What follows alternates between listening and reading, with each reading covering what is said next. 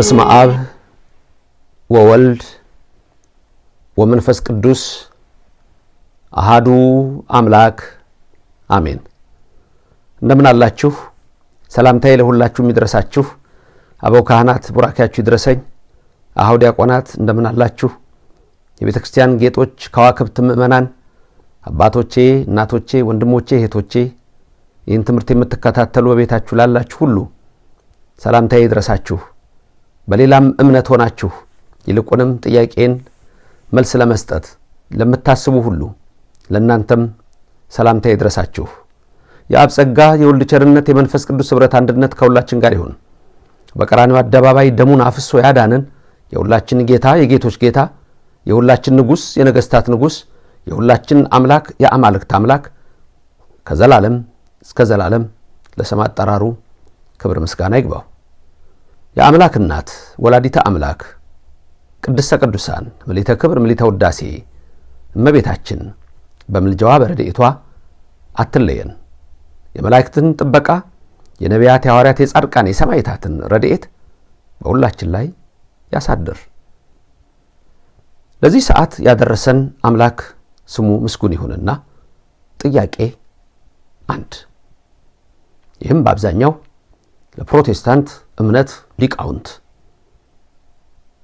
እና ሌሎችም በዛ እምነት ውስጥ ላላችሁ ጥያቄውን መጠየቅ የፈለኩት በከፍተኛ ሁኔታ የኢትዮጵያን ኦርቶዶክስ ተዋሕዶ ቤተክርስቲያን አስተምሮ በተለይ ለምትፈታተኑ ነው።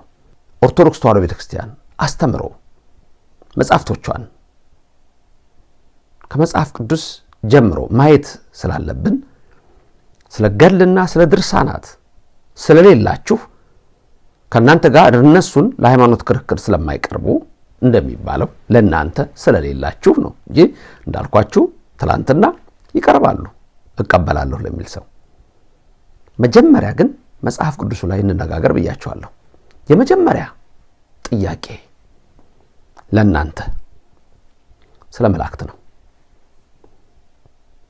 ጥያቄ 1 መላእክት አሉ የሉ የሚለው ጥያቄ ነው። መልሳችሁ አሉ የሚል ነው አይደል? ጥሩ። ምክንያቱም መጽሐፍ ቅዱስ በመተቀበሉ 66 ውስጥ ነው የምንነጋገረው ብያችኋለሁ። እግዚአብሔር መላእክቱን ፈጥሯቸዋል። ልክ ነኝ? መልሳችሁ እንደዛ ነው? እግዚአብሔር መላእክትን ፈጥሯቸዋል አልፈጠራቸውም? ምንድነው መልሳችሁ? እዚህም ላይ የምንጣላ አይመስለኝም። ከሱ በስተቀር ፈጣሪ አለ ብላችሁ እንደማታምኑ እርግጠኛ ነኝ። ልክ ናችሁ። እግዚአብሔር መላእክትን ፈጥሯቸዋል። ምክንያቱም በመጽሐፍ ቅዱስ ላይ የተጻፈልን በዕብራውያን ምዕራፍ 1 ቁጥር 7 ላይ ስለ መላእክት ይላል። የአሕዛብ ብርሃን የተባረከው ሐዋርያ ጳውሎስ ስለ ክርስቶስ ሲናገር ከመላእክት ጋር ባለው ንጽጽር ላይ ስለ መላእክት ብሎ መላእክቱን መናፍስት አገልጋዮቹን የእሳት ነበልባል የሚያደርግ ይላል። እሱም ከብሉይ ነው የጠቀሰው። ከልበ አምላክ ዳዊት ነው የሚያመጣው። ስለዚህ እዚህ ጋር እንደምንመለከተው እግዚአብሔር መላእክትን ፈጥሯቸዋል አልፈጠራቸውም? ፈጥሯቸዋል። እንደውም እንዴት እንዲሆኑ አለ? መናፍስት ያደርጋቸዋል አለ ስለ መላእክት የእሳት ነበልባል ያደርጋቸዋል። ስለዚህ መላእክት አሉ? የመጀመሪያው ጥያቄ አሉ ወይ? በፕሮቴስታንት ዓለም መላእክትን ታውቃላችሁ? አሉ መላእክት? እርግጠኛ ነኝ አዎ ነው መልሱ። አሉ። ተስማምተናል። ለሁለተኛውም በዚሁ ላይ ላለው የተስማማን መሰለኝ ተስማምተናል። ምክንያቱም መላእክቱን እግዚአብሔር ፈጥሯቸዋል አልፈጠራቸውም? የኦርቶዶክስ ምእመናንም ልብ እያላችሁ እያስተዋላችሁ ሂዱ። አዎ መላእክቱን እግዚአብሔር ፈጥሯቸዋል። ጳውሎስ ሐዋርያ የነገረንን ዕብራውያን 1ን ተመለከትን። እሱም ከየት ነው ያመጣው ብያችኋለሁ? ከመዝሙር ላይ ነው፣ ከልብ አምላክ ዳዊት ነው። የት ነው ምንጩ? ጳውሎስ የሚገልጸው ሪፈር የሚያደርገው መዝሙረ ዳዊት መዝሙር 103 ላይ ነው። መዝሙረ ዳዊት መዝሙር 103 ቁጥር 4 ላይ መላእክቱን መንፈስ የሚያደርግ አገልጋዮቹን የእሳት ነበልባል ይላል። ማን ነው እንደሚያደርጋቸው? እግዚአብሔር። ማን ነው እንዲያደርጉ የፈጠራቸው? እግዚአብሔር። ስለዚህ መላእክትን እግዚአብሔር ፈጥሯቸዋል። አዎ ፈጥሯቸዋል። ስለዚህ አሁን መልካም ነው። እንዲህ ከሆነ በ66ቱ መጽሐፍ ቅዱስ ውስጥ ብቻ ነው የምንነጋገረው ብያችኋለሁና ስለ መላእክት ለመጀመሪያ ጊዜ በ66ቱ መጽሐፍ ቅዱስ ውስጥ የምናገኘው የት ጋር ነው? ችግር የለም አትድከሙ። አሁን እሱን ነግራችኋለሁ። እኔ የምጠይቃችሁ ጥያቄ አንድ ያልኩት ግን ወሰኙ ጥያቄ ገና ነው። ስለ መላእክት ለመጀመሪያ ጊዜ የምናገኘው ኦሪት ዘፍጥረት ላይ 3ኛው ምዕራፍ ላይ ምዕራፍ 3 ቁጥር 24 ላይ ነው። ለመጀመሪያ ጊዜ ስለ መላእክት የምናገኘው እሱ ጋር ነው። ዘፍጥረት ምዕራፍ 1 ላይ የለም፣ ስለ መላእክት አይናገርም። መልአክ የሚል እዛ ላይ አታገኙም። ዘፍጥረት ምዕራፍ 2 ላይ አታገኙም። ዘፍጥረት ምዕራፍ 3 ላይ ግን ኪሩቤልን ታገኙታላችሁ። ኪሩቤል ማለት የመላእክት የነገድ ስም ነው። አንዱ ኪሩብ ይባላል፣ በብዙ ሲጠራ ኪሩቤል ይባላል። ኪሩብ ስንል ሲንጉላር ነው፣ በፕሉራል ፎርም ኪሩቤል እንላለን። ሱራፊ ስንል አንዱን ሱራፊ ነው። ሱራፌል ስንል ግን ብዙዎቹን ሱራፌሎች ነው። በዛ መልኩ ነው የሚለው። ብዙ ጊዜ የኪሩቤልና የሱራፌል እንትን ብዙ ሰው ያምታተዋል።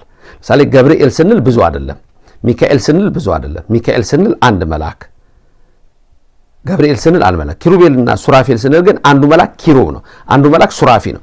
አንድ ላይ ግን በነገዳቸው ሲጠሩ ኪሩቤል ሱራፌል ይባላሉ። መልካም፣ ግን ኪሩቤልም ተብሎ ይጠራል። ችግር የለም። ኪሩቤል መልአክ ተብሎ ይጠራል። ለሰውም ስም ሰጥተን አንድን ሰው ኪሩቤል ብለን እንደምንጠራው ችግር የለም። ኪሩቤል ብለን አንዱን መልአክ እንጠራለን። ሱራፌል ብለን አንዱን መልአክ ይጠራል ካነጋገር። መልካም። ስለዚህ መጀመሪያ በመጽሐፍ ቅዱስ ውስጥ በ66 መጽሐፍ ቅዱስ ውስጥ ነው የምንነጋገረው። ለፕሮቴስታንት መምህራን ሊቃውንት ለዚህ ምን መልስ አላቸው የሚለውን ጥያቄ ለመጠየቅ ነው። ስለዚህ ኪሩቤልን የምታገኙት ለምሳሌ ዘፍጥረት 3:24 ላይ ነው። አዳም ከወደቀ ሔዋን ከወደቀች በኋላ የገነት በር ሲጠበቅ በማ ቃሉ ምን ይላል? ሁላችሁም ይዩት ይሄን ቃል። እንዲህ ይላል፣ አዳምንም አስወጣው፣ ወደ ሕይወት ዛፍ የሚወስደውንም መንገድ ለመጠበቅ ኪሩቤልንና የምትገለባበጥ የነበልባል ሰይፍን በኤድን ገነት ምስራቅ አስቀመጠ። ይሄ ነው ኦሪት ዘፍጥረት ምዕራፍ 3 ቁጥር 24 ለመጀመሪያ ጊዜ መላእክት የተገለጹበት፣ ኪሩቤል የተገለጸበት ልበላችሁ። መላእክት የሚለው እንዳለ ሆኖ ግን ኪሩቤል መልአክ የተገለጸበት ወይም የተገለጹበት ስፍራ መላእክት እዚህ ጋር ነው። በመጀመሪያዎቹ ተስማምተናል። መላእክት አሉ ወይ? አዎ አሉ። መላእክት ከየት መጡ? ማፈጠራቸው ቅድም ተመለከትን። ጳውሎስን፣ ዳዊትን በረከታቸው ይደርብን እነሱን ጠቅሰን እግዚአብሔር ፈጠራቸው። ሶስተኛ ለመጀመሪያ ጊዜ መላእክት የተገለጹበት ኪሩቤል የተገለጹበት ስፍራ የት ነው? የኦሪት ዘፍጥረት 3ኛው ምዕራፍ ነው። ቁጥሩም 24 ነው። ተስማምተናል እዚህ ላይ። አሁን ችግር መጣ። የፕሮቴስታንት ሊቃውንት ከ66ቱ መጽሐፍ ቅዱስ ውጪ አትቀበሉም አይደለም? ስለዚህ መላእክትን መቼ ቀን ፈጠራቸው? ጥያቄ ይሄ ነው። መላእክትን የፈጠረበት ቀን መቼ ነው? መቼ ነው የፈጠራቸው? ምክንያቱም ዘፍጥረት ምዕራፍ 1 ላይ መላእክት ተፈጠሩ የሚል ዝርዝር የለም። ይህን ትምህርት ስትማሩ በነገራችን ላይ መጽሐፍ ቅዱስ ይዛችሁ ብትማሩ ደስ ይለኛል። ወይም ደግሞ እየመረመራችሁ እንድታዩት ከዛ በኋላ ልታዩት ትችላላችሁ። ዘፍጥረት ምዕራፍ 1 ላይ እግዚአብሔር እንዲህ አደረገ፣ አንድ ቀን ይህን ፈጠረ፣ 2 ቀን ይህን ፈጠረ፣ 3 ቀን ብሎ 7ኛውን ቀን ባረከው ይላል። መላእክት ጋር የተፈጠሩት ተመራምር ያለው የሚል 66ቱን ብቻ መጽሐፍ የሚቀበል የፕሮቴስታንት ስኮላርስ ለዚህ መልስ ይስጠኝ። መቼ ነው የተፈጠሩት? አየህ፣ ይሄ ነው ጥያቄው። ገርል ድርሳን ኦርቶዶክስ እንዲሆኑ የሚለው ጋር በፕሮቴስታንት አማኞች አንዳንድ ሰዎች ስትሰሙ እውነት ነው የሚመስለው። አያችሁ፣ ቃሉንም እያጣመሙ በሚናገሩበት ጊዜ እውነት ይመስላችኋል። ሳትመረምሩ በቃ እንዲህ ይመስላችኋል። ሌላ ቀርቷም አብዛኛው ጊዜ አይቻለው የኔን ትምህርት ሰዎች እንዳይሰሙ ለማድረግ ደግሞ ዋና የሚሰሙት እነሱ ናቸው፣ ግን ሌላው ሰው እንዳይሰማ ለማድረግ ይሞክራሉ። ምክንያቱም የማመጣቸውን ጥያቄዎች መመለስ ስለማይችሉ ነው። ወደ ስድብ የሚሄዱ ሰዎች አሉ፣ ወደ ተለያየ ነገር የሚሄዱ አሉ። ይሄ አንዳንድ የቦክስ ተወዳዳሪዎች አሉ እና በጣም ፍረስትሬት ያደርግ ሊሸነፍ ሲል ምላሱን የሚያወጣ ቦክሰኞች አይቻሉ ብዙ ጊዜ በቃ እንትን ወደ መቀለድና ወደ ማሾፍ ሰውየው ላይ የሚሄድ አይነት ነገር እና እንደሱ አይነት ነገሮችን አይቻለሁኝ።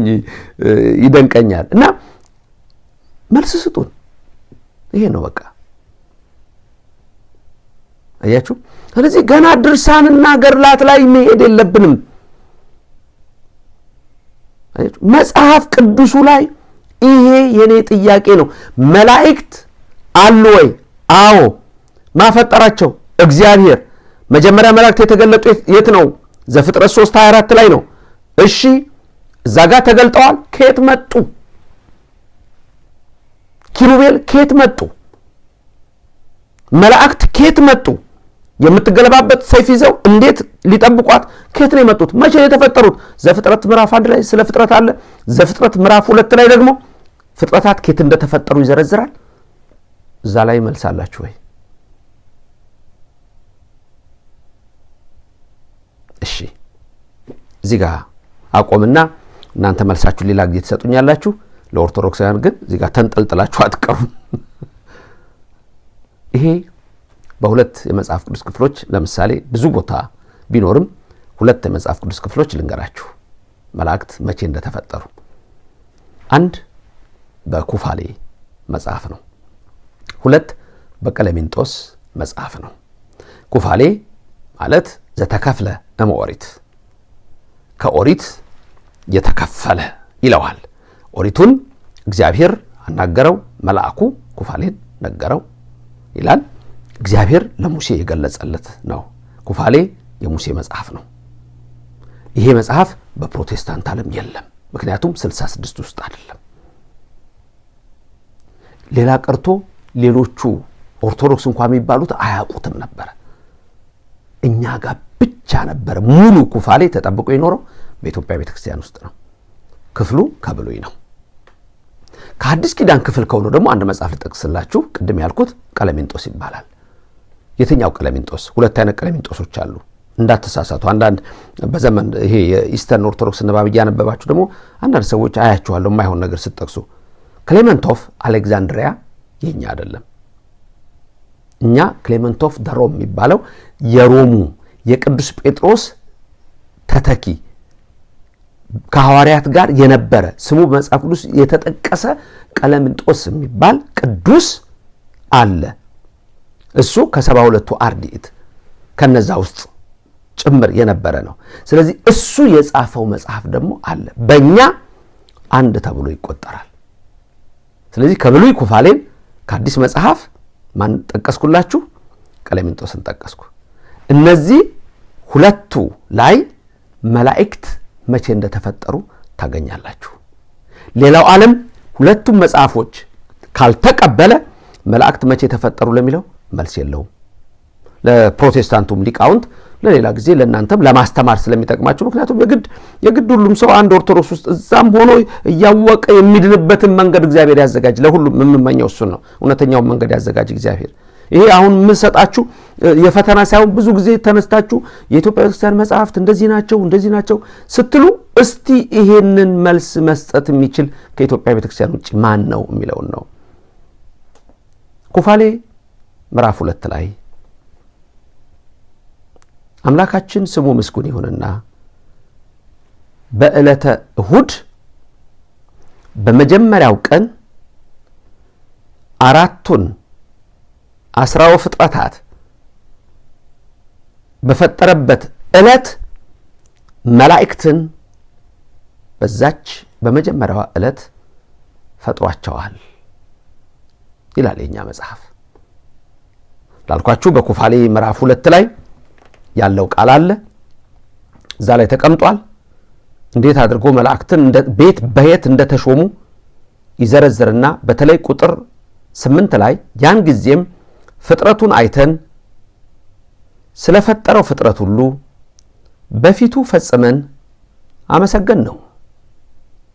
በመጀመሪያይቱ ቀን 7 ታላላቅ ፍጥረቶችን ፈጥሯልና ይላል።